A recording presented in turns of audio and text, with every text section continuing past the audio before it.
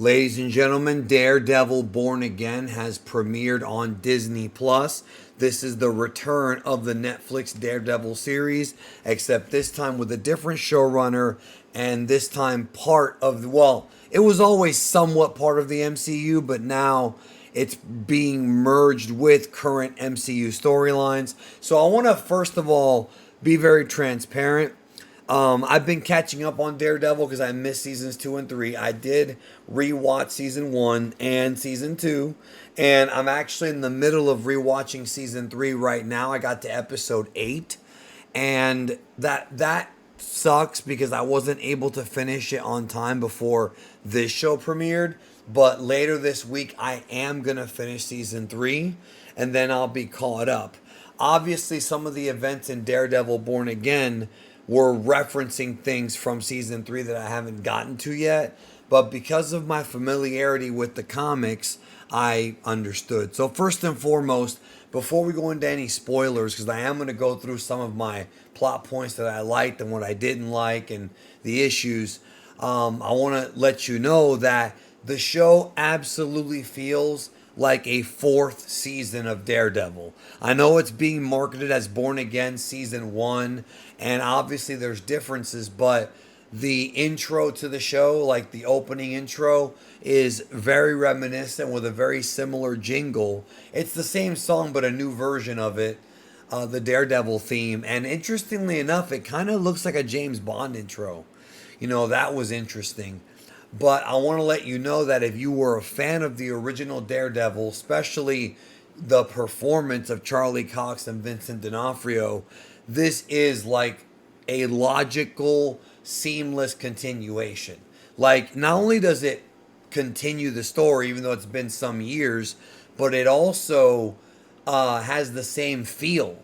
Like, it has the same gritty feel of the original show. And because of that, that's why I'm saying you could literally call it Daredevil season 4 and it would fit, even though there was obviously a big time skip.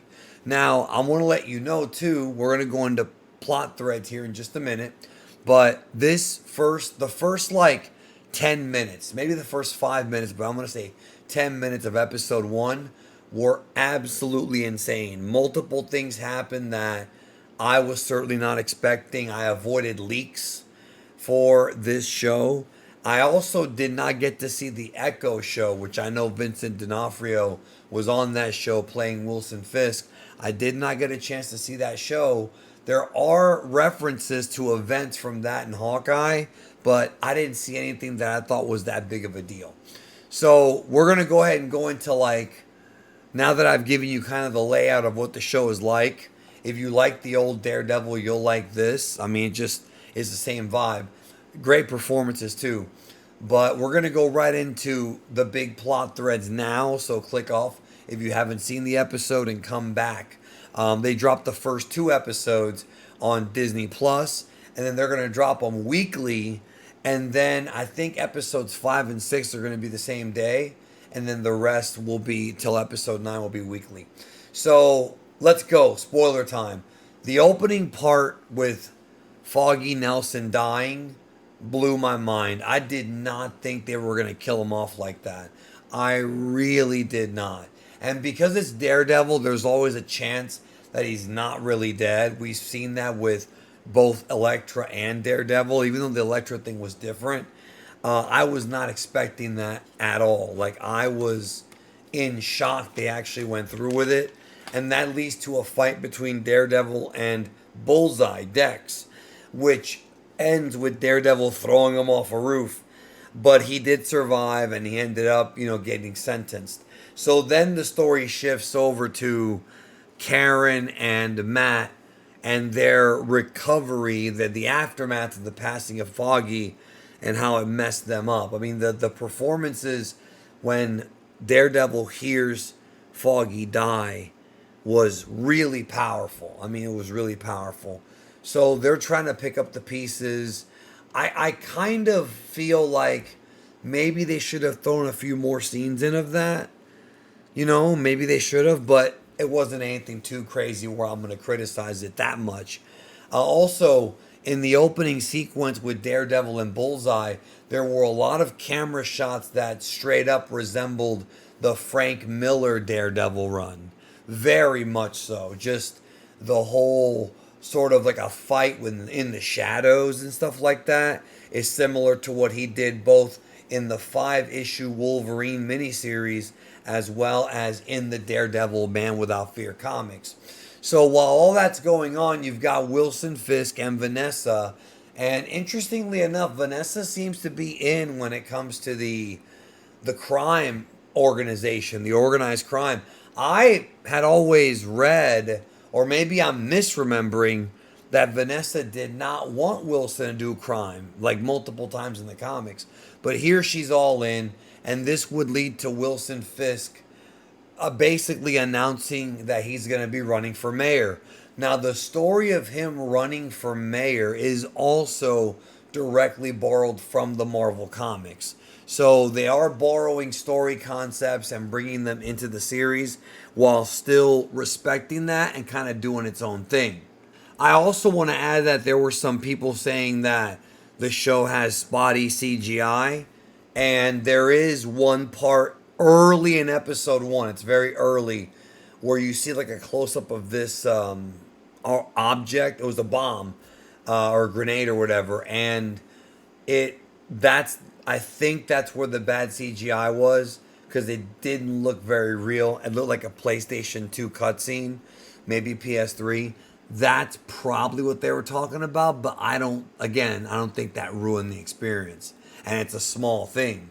Spider-Man and Punisher were both referenced in the show directly by Wilson Fisk, and I mentioned this, I think I talked about this in the video recently, or maybe I was going to, I never got around to doing it, but the way that I understand the Sony contract, they can talk about Spider-Man. He exists in this world, but he can't be in any of the live-action TV shows. They can do animated Spider-Man stories like Your Friendly Neighborhood Spider-Man, but he cannot appear with Daredevil in the show, which is kind of a bummer because I would have loved a Daredevil Spider-Man team-up, especially against Wilson Fisk. Hopefully they'll do something in one of the upcoming movies that, maybe ties all that together.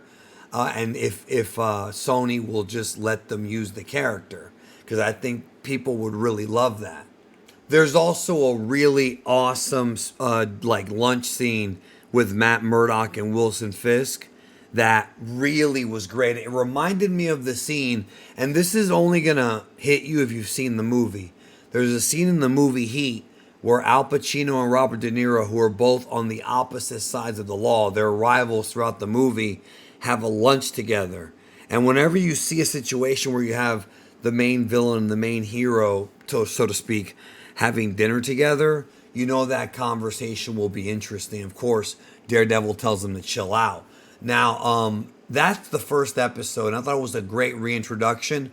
They also have the second episode. First one's called Heaven's Half Hour. Second one's called Optics. And a lot of that episode was about Wilson Fisk trying to appeal to New York City as being the best candidate.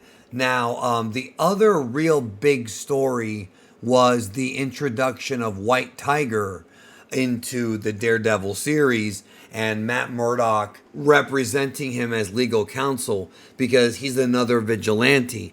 Now, the whole thing about Matt Murdock being a vigilante and there being other ones like Spider-Man, like Punisher, now White Tiger, I remember in the comics at one point, I could be misremembering, but I think when Kingpin was the mayor, I think he did actually outlaw vigilantes, and that, I think, is where the series is going. I really do. I think they're going to eventually get there. At one point, Wilson and Vanessa go to counseling. They go to therapy, and this already was giving me vibes of Tony Soprano and Melfi in The Sopranos. Now, it's not probably going to be the same thing because I personally feel like The Sopranos played it up a lot more for comedy. Maybe it's because Tony Soprano's face, he's always like scowling and making. I mean, Tony Soprano's face makes me laugh. I'm sorry. I know that that show's supposed to be serious, but it's very comedic to me. This performance by D'Onofrio seems way more serious, but I do notice that Kingpin is a little bit more emotional. In this series, he's allowing himself to emote, which we saw a little bit of it in Daredevil season 1 and 3, especially when it comes to Vanessa. And Kingpin's a complex character, man, because he does a lot of evil things. Like, he does do a lot of bad things, but there's a heart in there somewhere. Like, you would think that this guy would eventually give up his life because there's some vulnerability there. And Vincent D'Onofrio has always played that well, to where he's not going too deep into that while also trying to maintain his masculine frame. And let's be honest, if you were Kingpin, if you were a crime lord, it would be the same thing. You're going to have your moments of emotion, but you cannot allow it to control you, and you cannot show that vulnerability around people, because you're going to be basically building your reputation on fear and power. So anytime you show vulnerability, it can hurt you. That's how these guys think. That's how a lot of these CEOs and corporations think. They sort of become very, very, I don't want to say sociopathic, but they're very hyper focused. A lot of them are, but I mean, they're very hyper focused on getting something done, as opposed to, wallowing in some kind of a wreck of an emotion. But everybody goes through it because we're all humans. The fight scenes were very, very true to form for the old series, although it really wasn't as gory. Like, there was gore, especially with the Foggy scene in episode 1, but it hasn't quite hit those levels of like bone shattering, sequences in every episode. But there's been talk internally that has come out that that the show does get very violent as it progresses. And like I've said before, the street level Marvel shows, I think, need to have a different vibe.